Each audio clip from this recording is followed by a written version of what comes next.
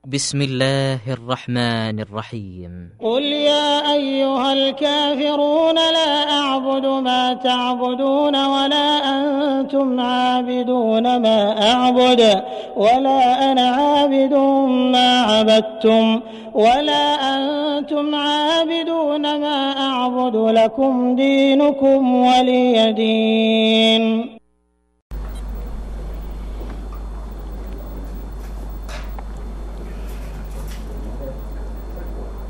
بسم الله الرحمن الرحيم. إن الحمد لله نحمده ونستعينه ونستغفره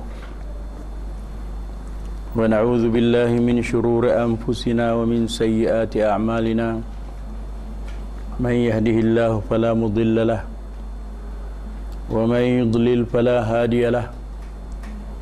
والصلاة والسلام على أشرف الأنبياء والمرسلين وعلى آله وصحبه أجمعين. أما بعد، فإن أصدق الحديث كتاب الله وخير الهدي هدي محمد صلى الله عليه وسلم وشر الأمور محدثاتها وكل محدثة بدعة وكل بدعة ضلالة.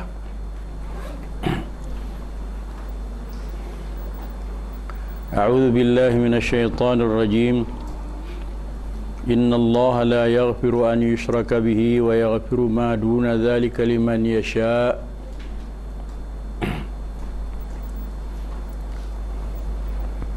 Sebesar-besar dosa maksiat yang melarang Allah Ta'ala hambanya daripada maksiat, yaitu syirik dengan Allah. Dan sebesar-besar yang disuruh oleh Allah bertauhid kepada Allah. Allah Ta'ala sudah janji Dia tidak akan mengampun kepada orang yang bersyirik dengan Dia, sama ada syirik kecil atau lebih lagi syirik besar. Kadang-kadang ibarat ulama syirik kecil, tetapi hakikatnya lebih besar daripada dosa besar, berzina, membunuh orang, dan dosa besar lain-lain. Cuma dikatakan dosa kecil nisbah kepada syirik kecil, nisbah kepada syirik besar tu. Tetapi kedua-duanya Tuhan tak maaf, tak ampun. Apabila seorang mati ada bersyirik dengan Allah, syirik besar, pakai tak keluar daripada api neraka dah lah. Begitu juga dosa kecil Tuhan tak maaf, hingga diseksa juga dengan neraka, dibakar dia walaupun syirik kecil. Kerana itu lebih besar daripada maksiat yang besar-besar. Kerana maksiat yang besar seperti berzina dan yang lain-lain, pekerjaannya lebih mudah daripada syirik. Kerana terserah pekerjaan orang tu kepada Tuhan. Sekiranya Tuhan nak seksa dia, diseksa. Kalau dia tak mau seksa, dimaafkan. Tapi syirik sama sekali tidak dimaaf, walaupun kecil. Perkara yang jadi syirik itu banyak sangat. Tapi orang kita, saya dulu daripada lama duduk dengar, dia kata, belajaran tauhid Wahabi ni syirik banyak sangat, dia kata.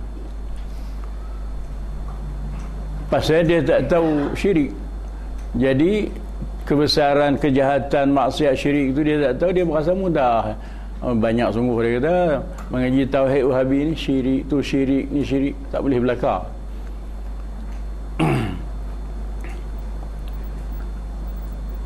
Syirik maknanya menyekutukan, menyama, disamakan Allah dengan makhluk atau makhluk dengan Allah. Seperti dia i'tiqad Allah Ta'ala kuasa memberi manfaat kepada dia, dia i'tiqad pula Tok Wali ni pun kuasa bagi manfaat, dapat manfaat dari wali dan hajat dia daripada wali. Itu namanya syirik.